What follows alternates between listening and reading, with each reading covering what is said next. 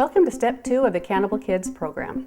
General reminders for basic chores may still be needed at this time, but you should no longer be directing every task your child completes. Your child should be learning that completing basic chores earns basic privileges. The Accountable Kids introduces a special date card and the privilege pass in Step 2. Can you give us a demonstration of how that works? At the end of the day, when the kids have already completed their morning chores, their afternoon chores, and they're finishing their evening chores, they've worked through all of the basic chores. That is when they've earned their star for the special date card. So when all the chores are done, they earn one sticker, and when the special date card has been filled up, they've earned a special date with a parent or a grandparent. This is a great time to spend that one-on-one time with your kids and be able to show them that when they contribute, when they help out around the house, mom and dad have more time to go and do positive things with them.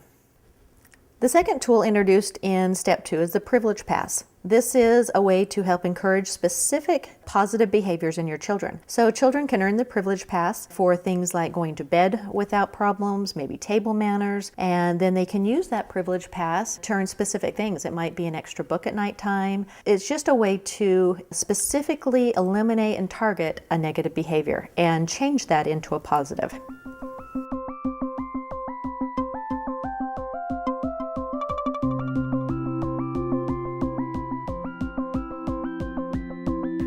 The great thing about special dates is they really don't have to cost a lot of money and they don't have to take a lot of time. In fact, some of our most memorable special dates have been free, like stargazing, going for a walk.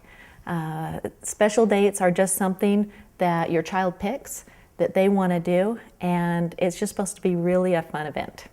I love the concept of the special date. I've got 4 daughters and I love that one-on-one time. Does it have to be just one-on-one, or can other people come on those dates?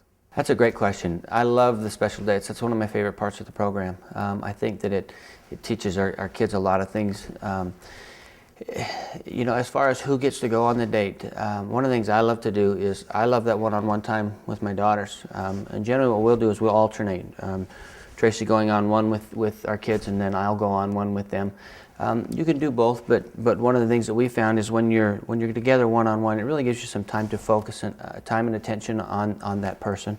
Another aspect of the special date that I love is that being a father with 3 daughters, I love to be able to take that time to go out with them, to do something fun. It gives me a chance with them to sort of model appropriate dating, give them an expectation of how they should be treated, have some conversations about that, because while they're still not at the age where they're dating, they will be, and hopefully that will give them some sense of how they should be treated when they are dating in the future.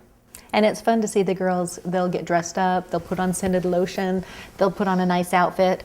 And special dates, sometimes it's going out on a nice date, other times it's something that's inexpensive, like watching the stars, but they always take time to get ready for their dates, and they enjoy that one-on-one time together.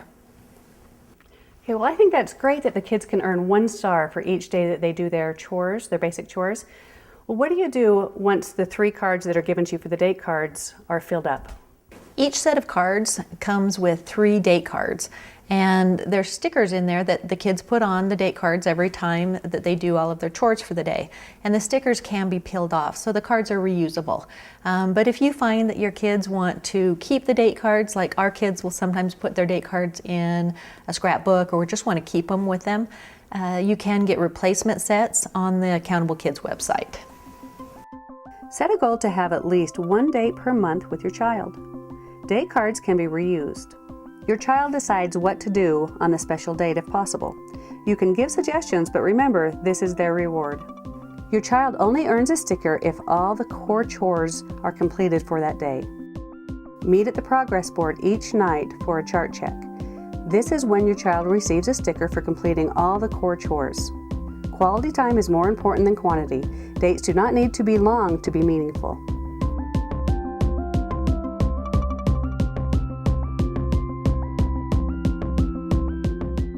The Privilege Pass is an amazing tool. I love how it eliminates specific negative behaviors. Can you tell us how that works? The Privilege Pass is an important tool. Basically what you're doing with the Privilege Pass is you're identifying a behavior that that you're not okay with, that you're not happy with. Let's say you're working on table manners. The kids are chewing with their mouth open. You identify the behavior that you want to have happen, what the appropriate behavior is. You make them aware of that, you define your expectations, and then when they're able to do that, they would receive the privilege pass for that. So if they went through the entire meal, didn't chew with their mouth open, at the end you could give them a privilege pass and let them know that they had done a great job. So as opposed to always sort of critiquing and focusing on the negative, you're giving them this sense of what the appropriate behavior is and then reinforcing that appropriate behavior when they are able to accomplish that. And then the privilege pass can be used for something very specific. So you clearly define what earns the privilege pass. They know when they've earned it.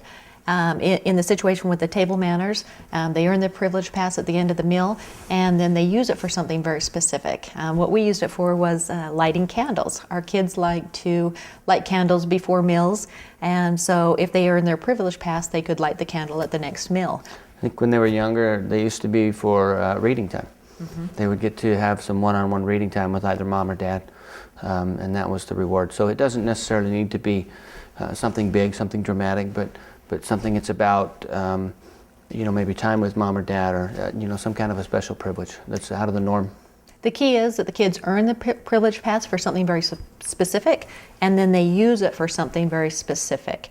And the privilege pass may not be used the entire time you're using the Accountable Kids program. It may be something that you just bring in when you're wanting to target a negative behavior, and then you may not use it for a few months again, and that's okay. It's just there as an effective tool to help eliminate specific negative behaviors. And if you want more information, more example, you can check out our Facebook group and our blog and our website, and there's some frequently asked questions and examples and stories about the privilege pass.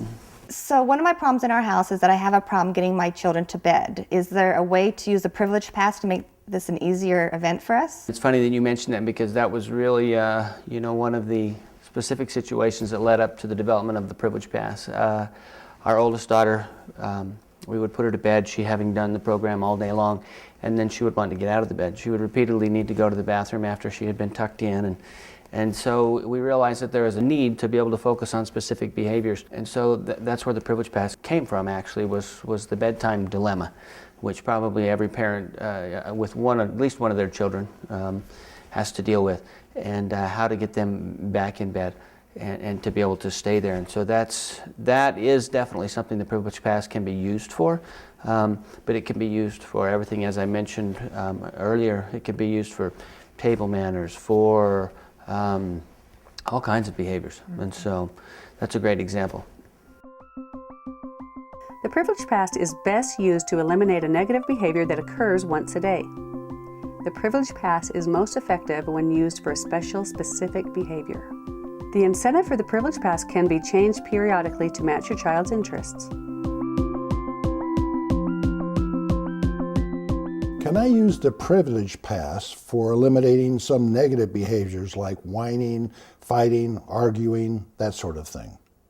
Typically, the privilege pass is not used for things like whining, fighting, arguing, because the kids never know when they've earned it.